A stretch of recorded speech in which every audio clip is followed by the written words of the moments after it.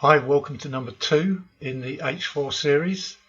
We're going to talk about chaining timers. So without further ado, let's join the chain gang. But first, please subscribe to the channel, click on the like button, click the bell icon to get notified, and support me on Patreon if you can. There's a link in the description below.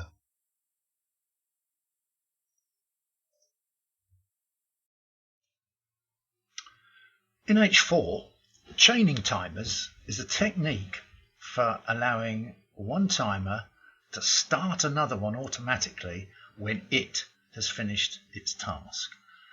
So we like to think of the timers in two classes: finite, like n times, for example, which have a natural end. It runs n times and then finishes. There's another class of timer which we'll look at in a minute, which are infinite timers, like every, which never end. But before we do that, I'm going to get rid of those parameters because they're just going to get in the way and they're not relevant to this discussion. So with the n times timer, we say run this main function this number of milliseconds apart for n times. Now, once n has completed, the function says, right, that's it, I'm done. And unless you put a function in here, because the default is null pointer, which means do nothing, it will finish there. But by putting a separate function in the chain function, it will then link to another function once it is completed. So you can think of this as an onComplete function, the golden rule being it will only ever run once. Now, by using this chaining technique, you can build up very complex sequences of events with very specific timing that's carefully controlled without ever worrying about having to use delays and other stupid blocking code like that.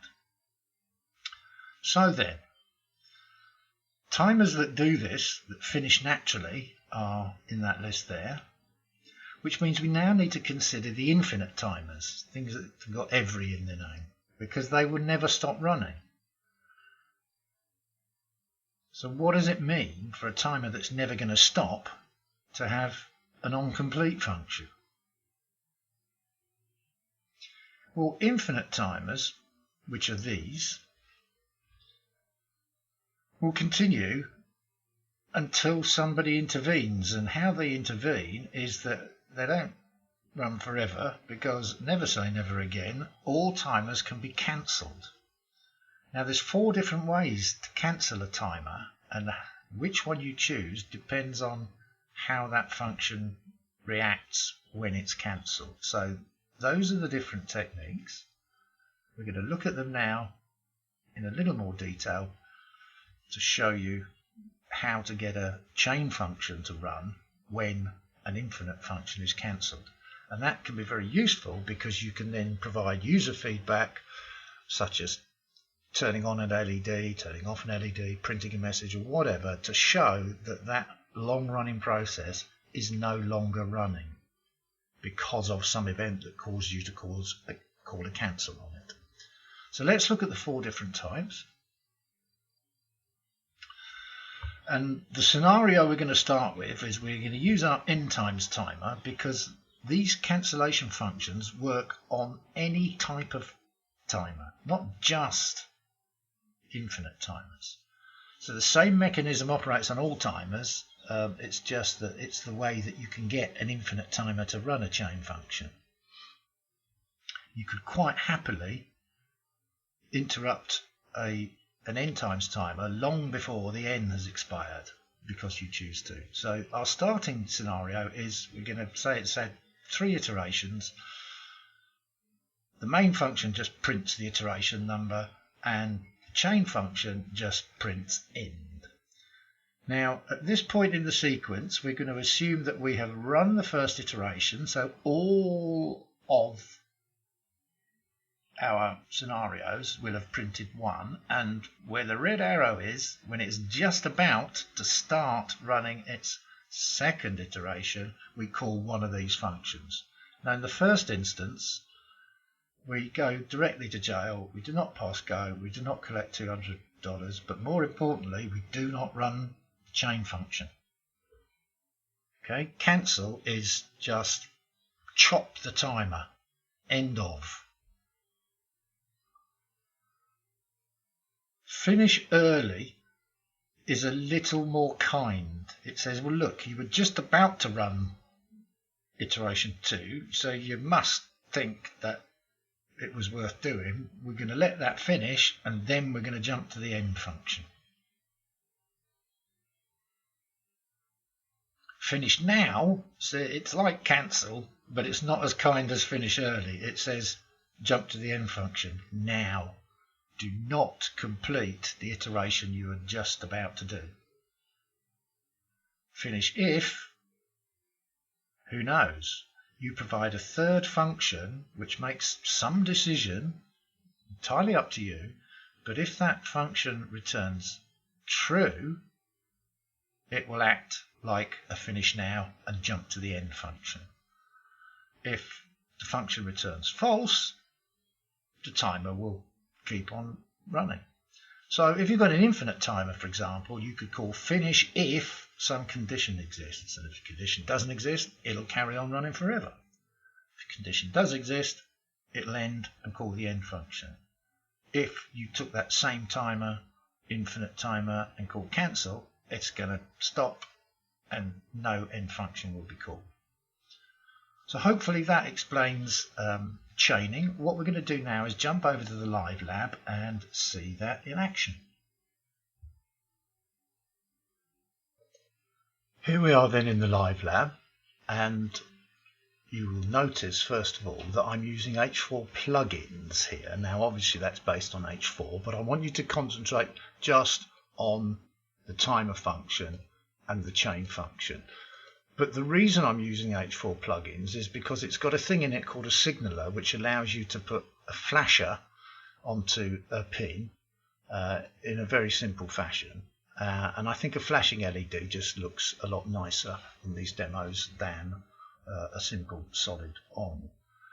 The other reason that I'm using H4 plugins is because it allows me to do this kind of thing and control the sketch, so I can reboot the sketch when I'm ready to run it, and it makes life a lot easier. So just diving into the code then, here we have a chain function, and the only thing that you need to know is that this will stop any flashing that's occurred. So in setup, we start the thing flashing, and that just kind of fires and forgets, that puts it off in the background, and the LED will continue to flash forevermore. So now, onto the main course then. We have an end times function. Call it 3 times every 10 seconds, and it prints the current iteration number. Now I'm going to explain this at the end, but for the moment just look at this and realize that it will run this 3 times, print 0, 1, 2, and then it will call the chain function, which will stop the pin flashing.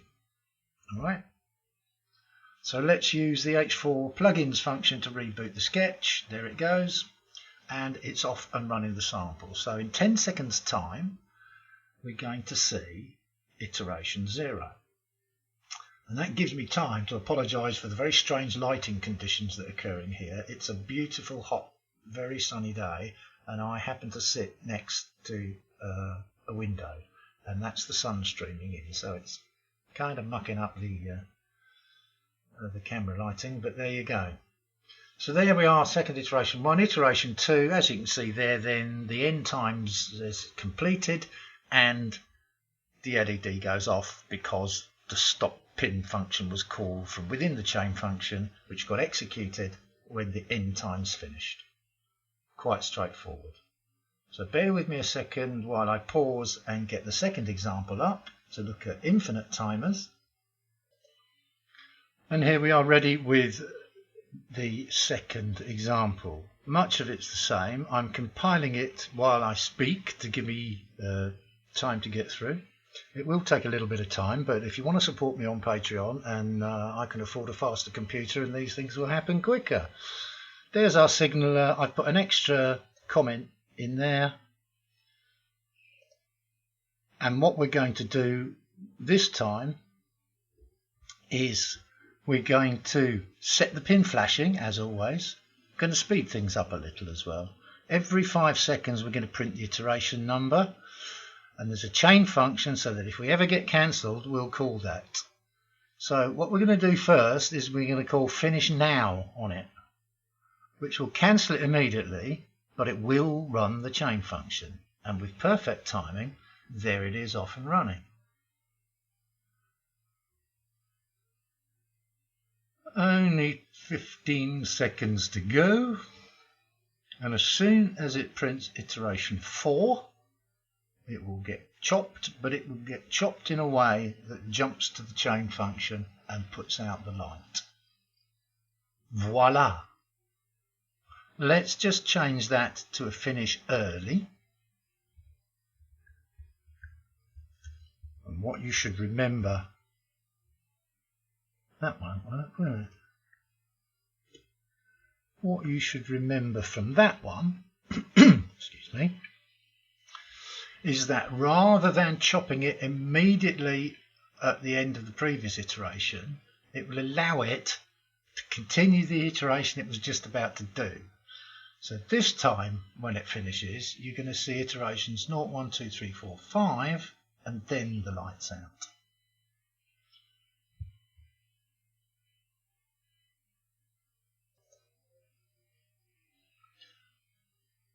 Obviously I jumped ahead a little bit there to speed things up. Here we go, waiting with bated breath. Signal has started our pin flashing.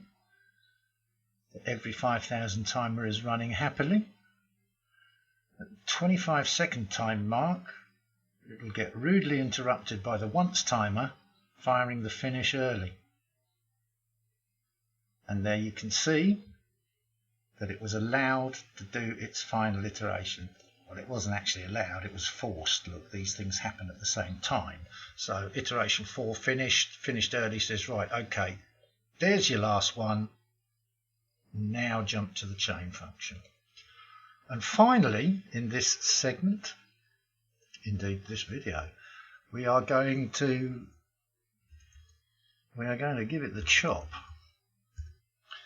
So we're going to cancel the timer, and that is just going to chop it. Now, I'm not going to offer any prizes, but pat yourself on the back if you can correctly predict what is going to happen here. Let's just clear that window and pause until the compilation process is finished and see if you're right. So if you said that you're going to see 5 iterations and only 5 iterations, but the light is going to keep on flashing, then give yourself a cigar, because the cancel does not call the chain function, and the chain function is the only thing in that code that stops the LED. So there's our 4 iterations. Lo and behold, the flashing continues. So enjoy your cigar, and until the next time, have yourself a good time. As always, thanks for watching. Please remember to subscribe, like, click the notification button and support me on Patreon if you can. Thanks, and see you next time.